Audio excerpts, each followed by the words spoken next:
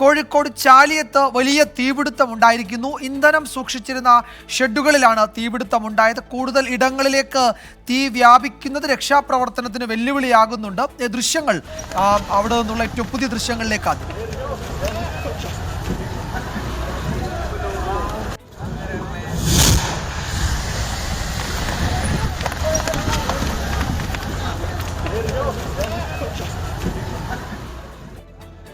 ഷഹദ് റഹ്മാൻ വിവരങ്ങൾ നൽകും കോഴിക്കോട്ട് നിന്ന്. ഷഹദ്, തീ നിയന്ത്രണ വിധേയമായിട്ടുണ്ടോ? എന്താണ് ഏറ്റവും പുതിയ വിവരങ്ങൾ? വിജയകുമാർ, ഏകദേശം 8:25 കൂടിയിട്ടാണ് ഇത്തരത്തിൽ ഈ ചാലിയത്ത് ഇത്തരത്തിലൊരു തീപിടുത്തം ഉണ്ടാകുന്നത്.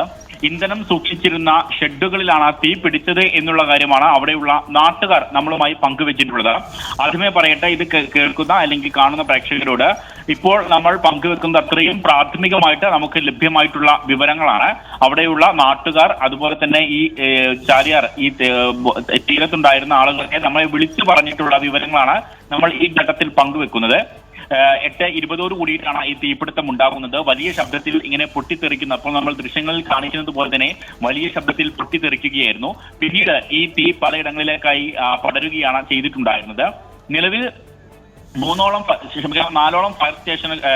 ഫയർ യൂണിറ്റുകൾ ഈ സംഭവ സ്ഥലത്തേക്ക് എത്തിയിട്ടുണ്ട്. മീഞ്ചന്ത ഫയർ സ്റ്റേഷനിൽ നിന്നുമാണ് ഇത്തരത്തിൽ ഈ ഫയർ എഞ്ചിനുകൾ ഇവിടേക്ക് എത്തിയിട്ടുള്ളത് എന്നുള്ളതാണ് നമുക്ക് ഇപ്പോൾ ലഭ്യമാകുന്ന വിവരം. അതായത് ആദ്യഘട്ടത്തിൽ ഒരു ചെറിയ തീപിടുത്തമാണ് എന്ന രീതിയിലായിരുന്നു ആളുകൾ ഇതിനെ കണ്ടിട്ടുണ്ടായിരുന്നത്.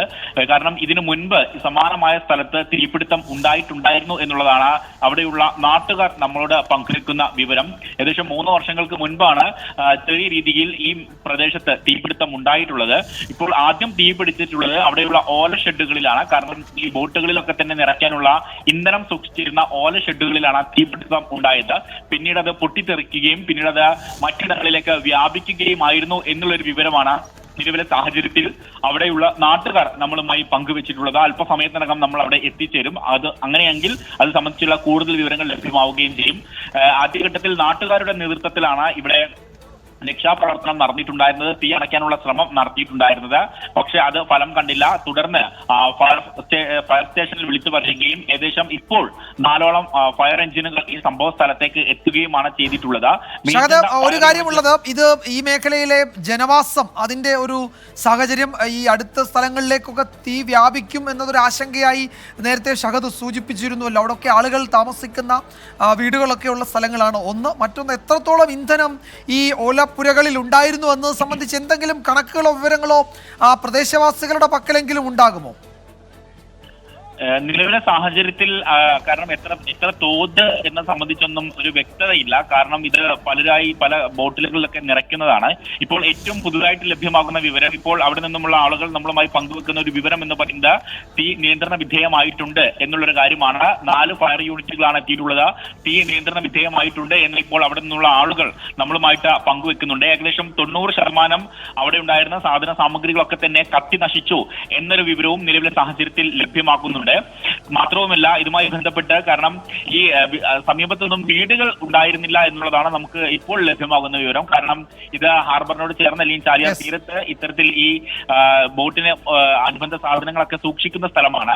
അതുകൊണ്ട് അത്ര രീതിയിലുള്ള ആൾതാമസമുള്ള സ്ഥലമല്ല. അതേ സമയത്ത് ഇവിടെ ഈ ജീവനക്കാർ അല്ലെങ്കിൽ ഈ മത്സ്യബന്ധനത്തിന് പോകുന്ന തൊഴിലാളികളൊക്കെ തന്നെ ഉണ്ടാകുന്ന സ്ഥലമാണ്. പക്ഷെ നിലവിലെ സാഹചര്യത്തിൽ അത്തരം അപകടങ്ങളിലേക്ക്, അതായത് ആളുകൾക്ക് അപായം വരുന്ന രീതിയിലേക്ക് കാര്യങ്ങൾ കടന്നിട്ടില്ല എന്നതാണ് നിലവിൽ നമുക്ക് ലഭ്യമാകുന്ന വിവരം.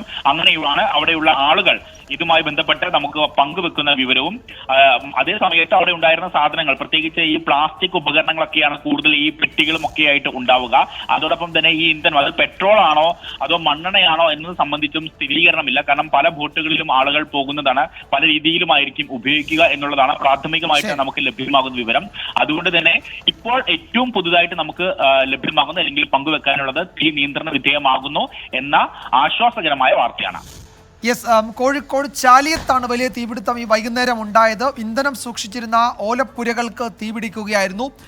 കൂടുതലിടങ്ങളിലേക്ക് തീ വ്യാപിച്ചത് രക്ഷാപ്രവർത്തനത്തിന് വെല്ലുവിളിയായെങ്കിലും ഫയർഫോഴ്സും നാട്ടുകാരും ഒക്കെ ചേർന്നിപ്പോൾ തീ നിയന്ത്രണ വിധേയമായിട്ടുണ്ട് എന്നാണ് പുതിയ വിവരങ്ങൾ. ഷഹദ് റഹ്മാനാണ് വിശദാംശങ്ങൾ പങ്കുവച്ചത് കോഴിക്കോട്ട്.